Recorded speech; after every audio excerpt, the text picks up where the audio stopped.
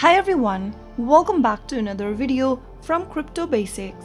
In today's episode, I'm going to be showing you how to download the BlueWallet application on your Android phone. So without wasting much of our time, let's dive into the video. Tap open your Play Store to begin. Once you do so, go to the search box at the top and type in BlueWallet and search. Look for this application from BlueWallet Services SRL.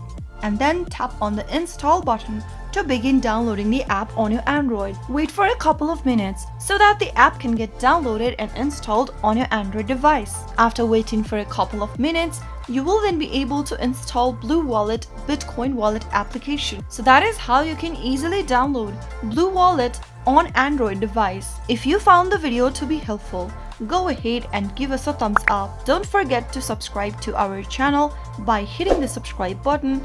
Also press on the bell icon so that you'll never miss another upcoming upload from us. I will be back again in the next episode. Thank you for watching.